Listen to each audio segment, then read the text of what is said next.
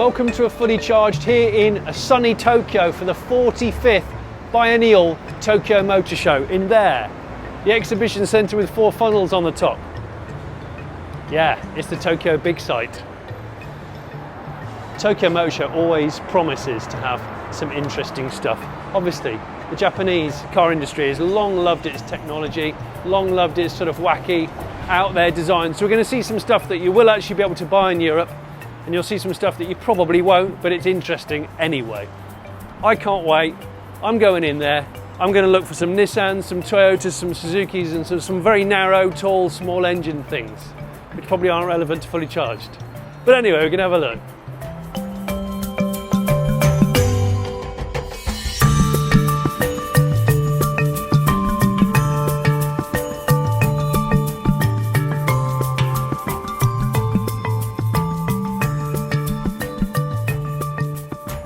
This is the Mitsubishi E Evolution.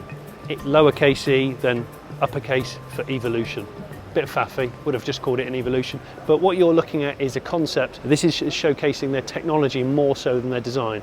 But Mitsubishi only have one plug-in at the moment. It's the Outlander, highly successful Outlander. I guess this is taking in the DNA of some Dakar kind of off-road, some rally. It's got things like level 4 autonomy. It's got things like augmented reality to aid the driver. It's quite simple inside, 4-door, 4-seat, very high centre console, which could point towards the batteries being in the middle rather than under the floor.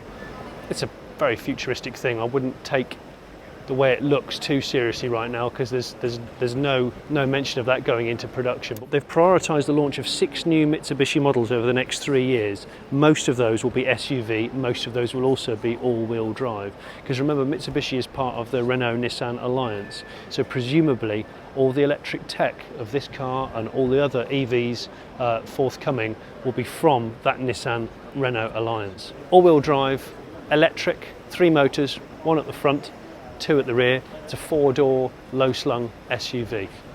The EK Space Active Gear.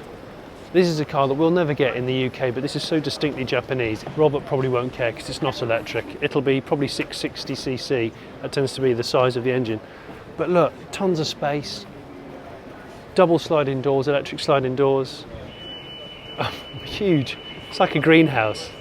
And they're so bizarre, but they're so distinctively Japanese. I quite like stuff like this. The wheels look like they're 10-inch wheels. What are they? 15s, but they look tiny, like little skateboard wheels.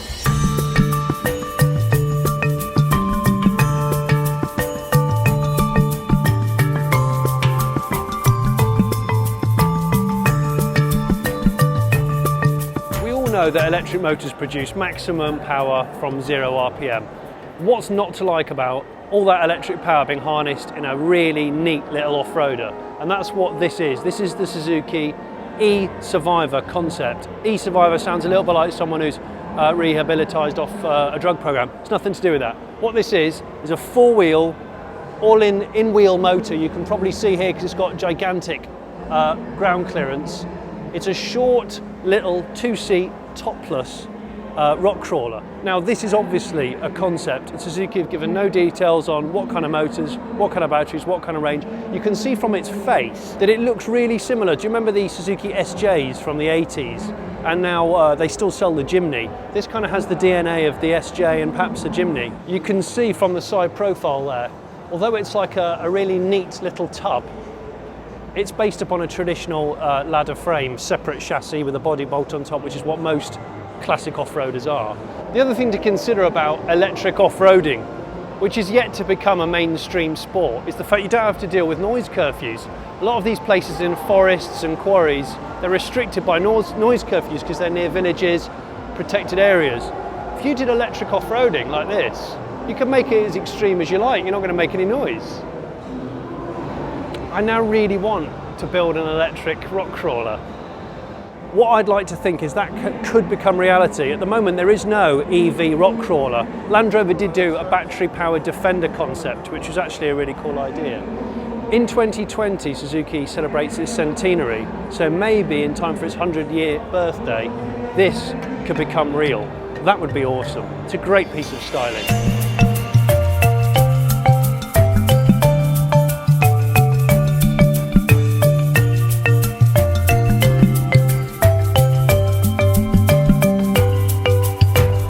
Okay, so Nissan's just done their press launch of, that's the new Leaf there. I'm actually going to be driving that in about 4 or 5 hours time.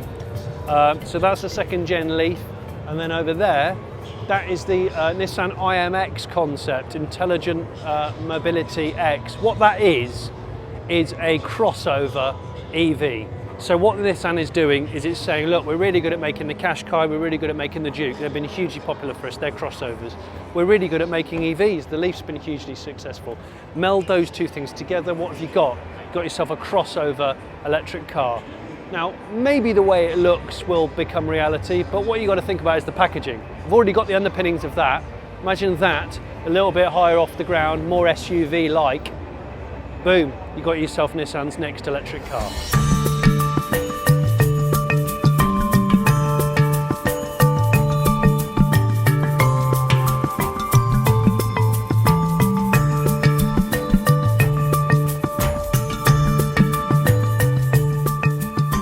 We're on the VW stand, and of course it's not new news, but this is the ID Buzz, the retro style electric VW camper. It's been out like 9 months or something now, but it's still an amazing thing. It's still getting so much attention. So the ID series of cars starts production in 2020.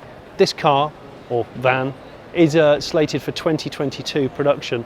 And what I love about this is we have had like over a decade of VW split screen, bay window, retro style concepts, and finally we are getting a vehicle which looks very similar to this VW promises, and it will be fully electric. And this, remember, the steering wheel there, again, it's a Cortex shaped steering wheel. We seem to be getting a lot of Cortex shaped steering wheels. It disappears into the dash when the car is autonomous, so that you don't need it. The front seats can turn around and turn into captain's chairs. You can have a bit of a conference suite going on. I always said that Volkswagen needed to bring something to market like this because we would just buy it. It's a family car. It's a sort of exploration kind of lifestyle surf wagon thing. Perfect colour scheme, just think it looks great. One of those with the tow bar, I'm done. Not sure about the mobility scooter grey tyres, but I'm sure they won't go to production. Although we saw this car at the Frankfurt Motor Show, this is the first time I've seen it with my own eyes. This is called the Smart Vision EQ4. What this is, it's exactly the same wheelbase and chassis, I guess, as a Smart 4.2. That's 2.69 metres long, so it's Diddy. But it's got this futuristic kind of bubble on the top. And critically, inside, there are no pedals, there are no steering wheel. This is a level 5 autonomous car. The idea, the vision with this, as you can see from its sort of friendly eyes and a huge 44-inch display panel at the front, this is a car designed not for private ownership. This is a car share scheme. This car will come to get you if you summon it on your phone. You sit in it in this nice bench seat in this beautiful environment. The dashboard is now a 24-inch screen which can play you films, and you can put your own music through it and images. And you can either choose to travel alone, or you can car share with a friend, like Uber gives you the chance to. And really what this is it's Smart, or Mercedes-Benz Group, exploring the idea of this modern world of not necessarily wanting to own your own car. It's a transport pod. That's really what this is. Apparently, when the car's not being occupied, these big expanses of glass on the doors, they can actually turn into adverts, or they can read out the news or the weather and stuff like that. So it can turn into an information board or an advertising piece.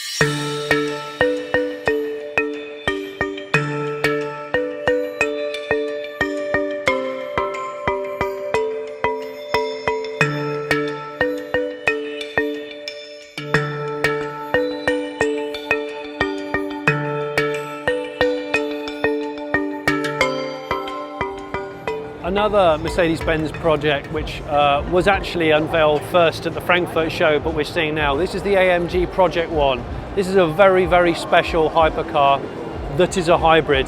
This is the most expensive Mercedes product I think that they've ever brought out. And the reason why it's right next to their Formula One car is because it uses Formula One technology, both battery and engine, I believe. There's a 1.6 litre engine underneath the back there, under that piece of plexiglass. And that revs to 11,000 RPM. This has got 4 electric motors. One of those electric motors actually spins up the turbocharger of the engine, interestingly. The other 3 help to propel the wheels. This is a 1,000 horsepower, 217 or more mile an hour car. Apparently this is bringing Formula One performance to the road with 2 seats. This is a €2.35 million car. They're restricting the sales to 275. Apparently many of them have sold already, yet to be built, but already sold. It looks gorgeous. It's got this carbon fin down the middle of it.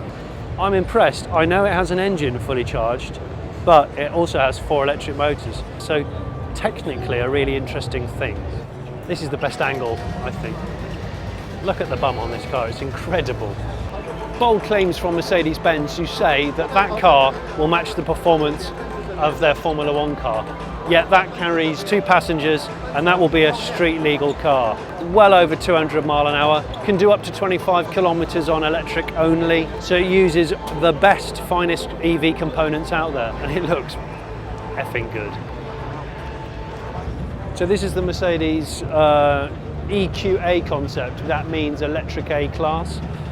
It's not the A-Class that we know, but what this will do is point towards new design language that the A-Class will have. And the A-Class is probably going to be one of the first cars that gets the Mercedes-Benz EQ treatment, which is the EV brand. Merc are on fire when it comes to design, I think, at the moment. They're blowing BMW out the water, apart from the i8 and the i3. Another thing on the Mercedes-Benz stand of interest is this. This is the Glc Fuel Cell. So it's a GLC model like the ones with the piston engines, but it's a hydrogen fuel cell car. And this can do 437 kilometers on one 3-minute hydrogen refill. So that's pretty interesting. It can also do 49 kilometers on EV only, and that's where it gets interesting. Because this is not just a hydrogen fuel cell car, this is also a plug-in. Because if you come back here, you'll see there's a flap. You can plug it in, look. It's got a 7.2 kilowatt onboard battery charger. You can fully charge it in 1.5 hours. Okay, so the total car has a 13.8 kilowatt hour battery capacity, 200 horsepower, 350 newton meters of torque. It's quite an impressive thing. I've not seen it, but I think it might be a world first, having a plug-in battery and also a fuel cell.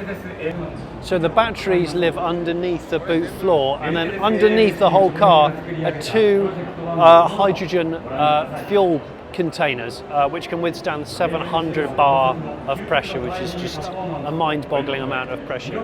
But Mercedes have done a number of concept hydrogen cars and guinea pigs. I've actually driven a test hydrogen fuel cell car in California about 6 years ago now. 49 kilometers it can drive, EV only, 435 in total, with 3 minutes to fill using hydrogen.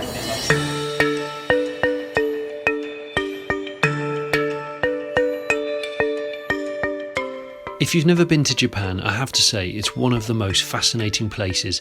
It's, for such a congested place, it's very, very clean and very, very considerate. People are very considerate towards one another, and it's a really exciting place to explore, especially if you like technology and transport.